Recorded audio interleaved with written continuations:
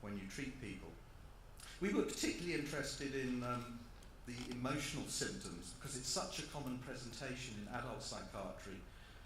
It's one of the things that troubles people most, and it's one of the reasons why people get misdiagnosed, because traditionally people never thought of emotional symptoms as ADHD. They think it's a personality problem or a bipolar disorder or some other diagnosis.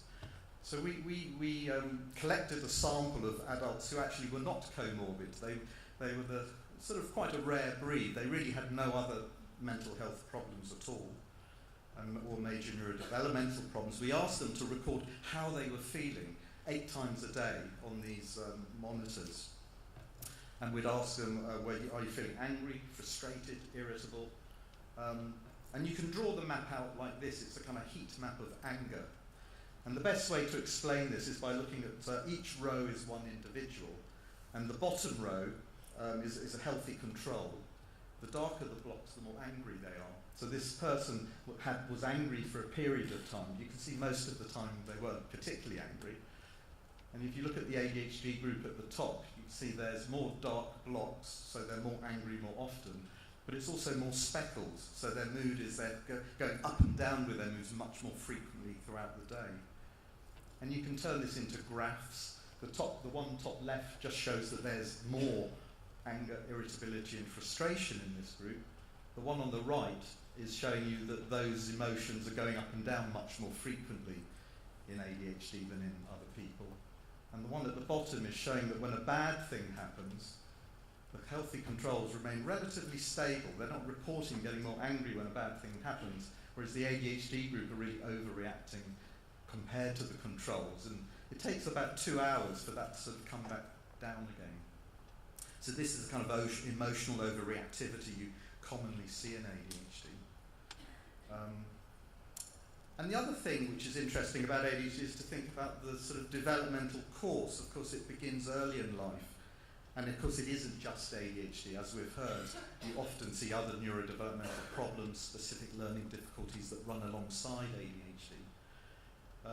But ADHD is then a risk factor for developing other problems later in life, and just focusing on the example of antisocial behaviour and criminal behaviour. But you could equally ask these questions about development of anxiety or depression or other problems.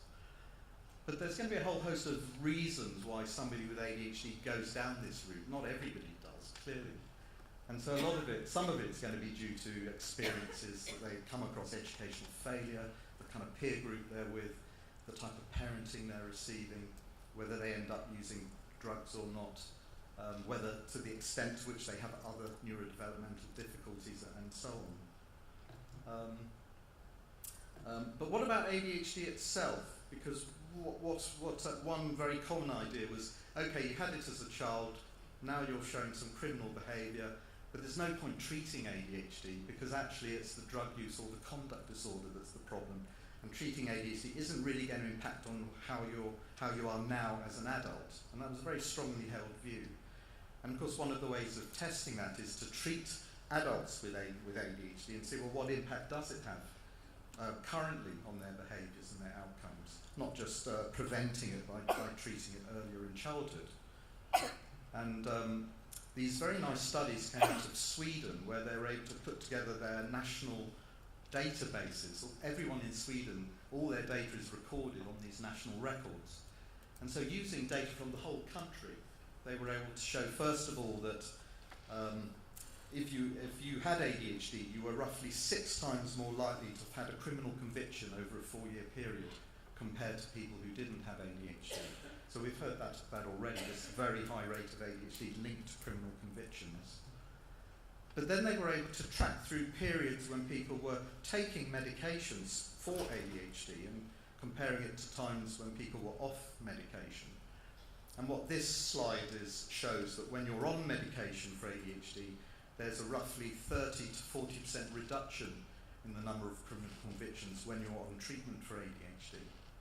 Now, in this kind of epidemiological study, this could just be due to very non-specific factors. The fact that you're engaging in treatment of any sort may itself be protecting you from criminal behaviour. But they redid the analysis with an antidepressant, an SSRI, which is prescribed at an equally high level to the ADHD drug treatments in these people, but there's no effect at all. So the effects on these behavioural outcomes was specific to the ADHD drug treatment, that stimulants and atomoxetine. So we and others have been very interested in working with prisoners, and we finished a pilot study in HMP ISIS, which is in southeast London. It has people who are 18 to 25, and we screen them as they come into the prison.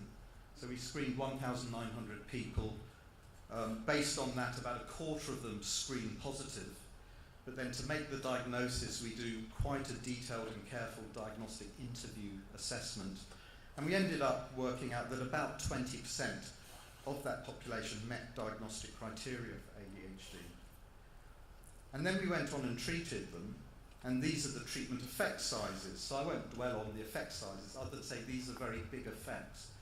And we worked out that if only 20% of these effects are due to the drugs we were giving them, which was Concerta, it's one of the most commonly used medications for ADHD. If only 20% of that was due to the drug, we'd have the same effect size that we see in randomised controlled trials. So it's very unlikely that we're not seeing real effects here. And so, of course, the ADHD symptoms get better. They're more attentive, they're less restless, they're somewhat less impulsive, but also their mood is much more stable. And then interestingly, even things like their attitude to violence changes. So you ask them with this Maudsley violence questionnaire, how would you react in a situation when you would be provoked and you might become violent? And because they're now able to kind of stop and think about what they're doing, there's that sort of moment of reflection which was very hard for them previously. It actually changes their whole attitude to how they think they would react. And at the bottom here, these other measures are taken straight out of the prison records, and these are objective measures of how often do prison officers record either good behaviours or bad behaviours. And what you see is improvements in good behaviour and less bad behaviour recorded by the prison officers. But these are all statistics, and to me the best evidence we got was actually nothing to do with statistics, but it was the wording from the independent prison inspectors. And the prison inspectors are normally very critical. You know, their job is to go in and improve the regimes in prison. So they're normally very critical. We're not helping people enough, there's not enough rehab, people don't get out of their cells enough, and so on. But this is what they said about the program that we had treating ADHD. They said all prisoners were offered this screening program. Some prisoners on the program to whom we spoke were experiencing some stability of behaviour for the first time in their lives. And then they went on to say, which I think is probably the most important thing, that there should be efforts to ensure the continued prescribing of medication and ongoing specialist support for prisoners started on the program following their release. And of course that's one of the biggest problems. We can diagnose and we can treat them, we can support them and help them in prison. But of course the community services for ADHD in adults in others is still very poor. And so they go out and the systems just aren't there. So apart from the other problems, you know, housing, jobs, you know, all the problems that people who've been in prison face, finding things that they are motivated to do and can get focused in on, you know, they're left without this kind of support, even where we know that it's been helping them. The other part of my work is kind of very much thinking about sort of what causes ADHD and can we diagnose it in better ways? Can we find new treatments? And just trying to understand conceptually more about ADHD. And so we're very interested in genes, we're also interested in the environment, we want to know what's going on in the brain.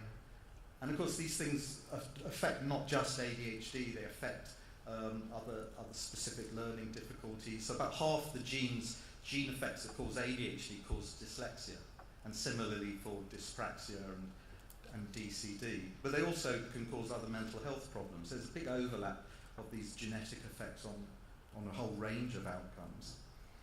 But I thought this was a very interesting study, because there's always this debate about the nurture versus nature. And this study from Harold, looking at babies in America where they're adopted at birth.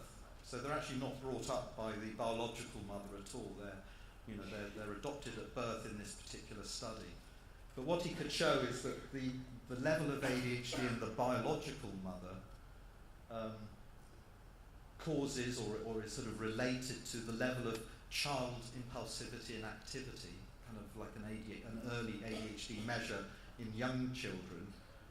So there is that kind of genetic link, but actually that having a child like that is more likely to then evoke problems with the parenting. So the parents are more likely then to have a kind of hostile style of parenting, and you can then go on and show that that hostile style of parenting in its own right is a risk factor for more problems in the child.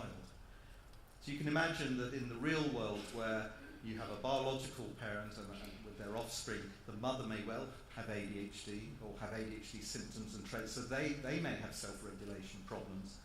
They have a child who is innately has this difficult behaviour, and of course the interaction between the two of them can be damaging, and you can end up in a kind of vicious cycle, if you like. So I think there is a point here that, people talk a lot about attachment disorder, but I suppose just as a general point, that no one has ever shown that whether or not there's evidence of an attachment problem that alters the outcome of treating ADHD specifically. So, attachment problems are important, but that doesn't mean you shouldn't also focus on ADHD and treat that, just because people with ADHD often have attachment problems. But so genes and environment clearly work together.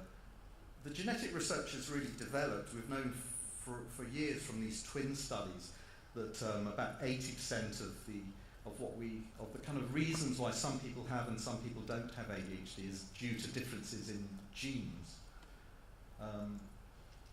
And this is evidence that the overall genetic effects, so this is now using measured molecular genetic data, DNA data. Actually, the evidence is that ADHD is this, what they call SNP heritability, is as high for ADHD as it is for all the other major psychiatric disorders, bipolar disorder, schizophrenia, autism, major depression. In fact, in schizophrenia, there's now about 150 plus genes identified because that kind of area of science has developed so rapidly. And now